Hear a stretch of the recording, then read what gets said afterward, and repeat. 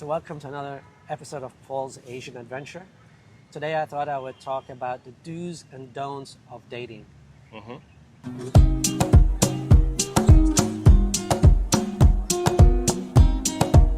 Now I know you've dated, you've been here much longer than I have. You've been single much longer than I have before.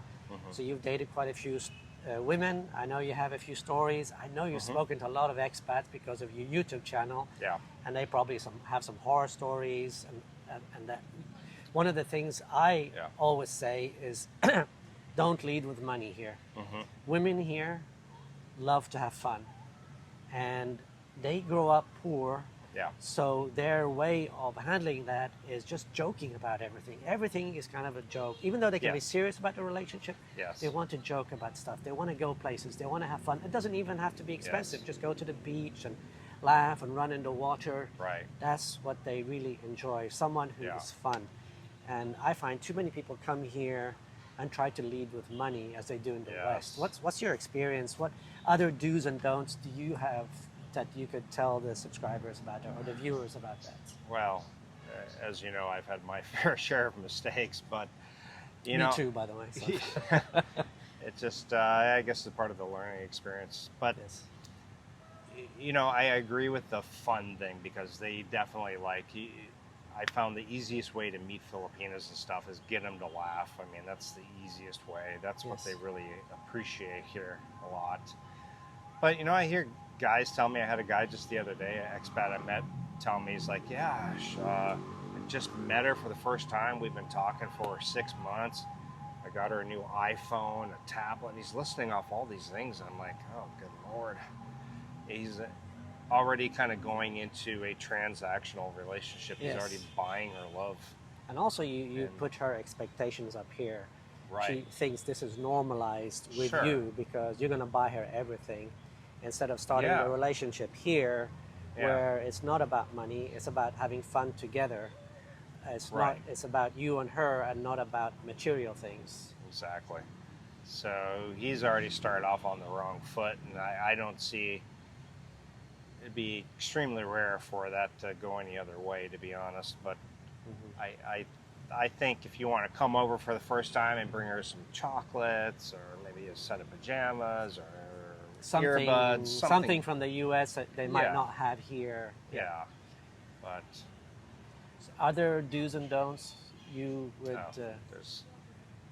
There's a lot. Definitely the transactional is number one for sure. But I also think starting off, this has to do with transactional, but I hear more guys already going into an allowance thing. Even when they have the girl living with them, and I think that's a huge mistake too. It's like, listen, she's living with you, so you're paying all the bills, you're buying all the food, you're paying for all the trips. If she needs something, you get it for her. Why do I need to pay an allowance on top?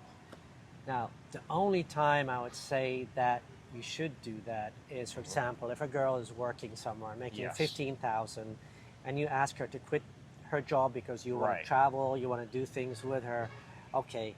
Then you might pay, $10,000 or $7,500 because there's no way she saved all that money anyway, right? She saved maybe a third of it and paid to her family. So you're kind of responsible for that because you want her to leave her job. Maybe that's the only time I would say yes to that. I agree with that because if you're telling her, you know, if her family was counting on her for support and all of a sudden you have her quit, I think it's the right thing to do. So other things that I've noticed myself, and I've talking to subscribers probably like you have, is that the relationship actually starts off okay, but then the woman starts becoming more and more demanding, and they give in to that because they think, oh, it's only 300 pesos, it's only 500 pesos, and it just becomes more and more and more, and they never put their foot down. And once they put their foot down, it's kind of too late. The girl starts tempo, she starts psychological mind games with you, and then you give in, and then the demands increase, and then you give in, demands increase. I've always had the mentality, you know what, it's on my terms. If you don't like it, there's the door. I'm next to you. There's a million other women waiting for me. What's your opinion on that, or what's your experience with that? Have you experienced this? Yeah, and I think a lot of us guys, when we're new here, you know, I mean, all of a sudden, I don't know, you're a 50-year-old guy and you're dating a 20-year-old, let's say. Yeah. I mean, you're just blown away by the fact that I'm dating a 20-year-old girl, and I think you give in to a lot more things than what you normally would do in the West. But after a while, when you've been here a while, you realize, well, it's not that uncommon. I can go date another 20-year-old, 20-year-old or 25-year-old or whatever. That you don't realize actually she is the one to be lucky to be with you, because there's so many other Filipinas that want to be with you. Right, yeah. And listen, there's no shortage of beautiful Filipinas here. Yeah. So, yeah, I think that's a mistake. And also you get the knight in shining armor thing, you know. The white knights. The white knights. You want to come in and rescue them from their poverty. And I get it. Listen, I've come across some horrible situations where I had a girl that I would go to pick up, and she would never want me to pick her up at her house. It was always like a block down the road at the gas station. And then finally one day, after like our 5th date or something, I said, well, why don't I ever drop you off? You were thinking maybe she has another boyfriend there. Yes, or something, that's right? why actually I was thinking the worst. She She goes, I'm embarrassed, I'm shy. And I said, don't be shy. So she took me, and she was living in a shanty, like, you know. No floors, just mud. Yeah, in fact, the whole place had burned down. And they basically just put all the boards and charred remains and everything back together, and that's how they were living. It was horrible conditions. Yeah. But somehow she would come out of there, looks like $1 million, smelling good, looking good. That still blows me away how these Filipinos do that. I remember when I lived in Cebu, I used to pass by this shanty town going to the mall. Mm-hmm. And sometimes I'd see this beautiful, I mean, amazing woman coming out of that shanty. I was like, yes. Does she live in there? I mean, that's not even possible, because if that had been in the West, some guy would have married her and given her a house and everything, right? Yeah, for sure. There are so many beautiful women here. They're a dime a dozen. So any other do's or don'ts that you can think of that would be helpful to expats? Well, I think also because of this, you want to come riding in like the knight in shining armor, a lot of guys move them in much quicker than they should ever do. Yeah. And I'm guilty of this myself. Me too. And it won't happen again, I can tell you that. But I would rather uplift their situation. If you end up getting real serious with a girl, but you're still not ready to make that commitment to live together, maybe move them from a 1,000 peso boarding house to a 3,000 peso boarding house. Yeah. Up their lifestyle. Up their life a little bit, but that way you take some pressure off of them wanting to come live with you right away, you know. Also, that's a really good point, because once a girl moves in with you, she actually feels that she has a bit of power over you, right? Yeah. She starts becoming more demanding and things. As long as she doesn't live with you, it's hard for her to set any type of terms. You're basically the one setting the terms to do things, and she knows you have options. Right. So a bit of the competition anxiety actually goes out of the window once she moves in with you. And that's one of the reasons many of these girls want to move in with you fast, because they want to secure that relationship. Yeah. Of course, they want to up their lifestyle. They want the aircon, the free Wi-Fi, the good foods, and so on and so on. You know, they want to move up in their lifestyle.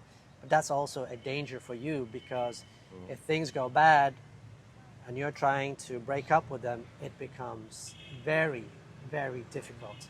Because for them, they're not just losing you, they're actually losing that lifestyle. Yes. So it becomes very difficult. I've had experience with that. I know you've had experience with that. And it's something wish upon my worst enemy. I've told this story on my channel, I think multiple times, but I had a girl that I found out that she was chatting with another guy, a foreigner. Yeah. And it was from way before we had met. And anyway, I found out, and I said, well, you got to leave. It's over. And she was so scared of that, her lifestyle, it being back to normal, back to where she was before. Right. She wrapped her arms around the bedpost this is where refused to go, and this is where living in a condo helps. Called security, they came up, and yeah, of course, but yeah, it's easy to go up in life. It's much harder to fall back down. Exactly, it's much harder. Yeah. So, any other, before we wrap it up, any other do's or don'ts you can think of? I mean, people tell me I'm wrong on this, but I still feel that it's better to always have a chat with a few girls before you come out here, because so many guys I hear, they're like, oh yeah, I went all the way to CDO to meet her. She wasn't what I thought. She wasn't what I thought, or she ghosted him. She never even showed up. She was too shy to even meet. Or she just enjoyed the money being sent, and right. So yeah, okay, go ahead. Sorry. Yeah, so then the guy gets here, and he had everything planned around this whole girl. Yeah. And everything fell through, and now, of course, their view on the Philippines and Filipinos is immediately, they all suck. Like that, they're all horrible. Actually, I did that mistake of just chatting with one person before actually moving to the Philippines. But I mean, she was at the airport and everything, and she was a nice girl, but I didn't find any chemistry between us. Right. At that point, I wished I'd put some more apples into the basket or oranges into the basket. So after that trip, I actually learned, and I was going to be here for 3 weeks. I planned to meet 4 different girls. But then I met the first girl, I really liked her, and I ended up being with her for 3 weeks, you know? So don't put all your oranges in the same basket. That's a good one. Don't start chatting with any women 1 to 3 months maximum before you move here. Don't lead with money. Don't move them in too fast. Yes. Take your time. Take it real slow. The first year, don't make any commitments. Just take it real slow. That's a major one right there, is to slow it way down. I think that's the biggest mistake of all of us. And again, I think it comes to all of a sudden you got this girl who's youthful and beautiful, and you can't get enough of her at the beginning. And but so with that, unless you have something else, I was going to say, eventually all that newness does wear off. So. And you become normalized, and then you start seeing it is what it is for. Right. So with that, I hope you learned something, and I hope you don't make the mistakes that both myself and Gio have made in the past. And it's very typical for foreigners to do this, and that's why I'm making this video, so you don't have to make these mistakes. So with that, thank you for watching. Don't forget to like, share, and subscribe. And again, thank you, Gio, for being on the video with me again. Yeah, no problem.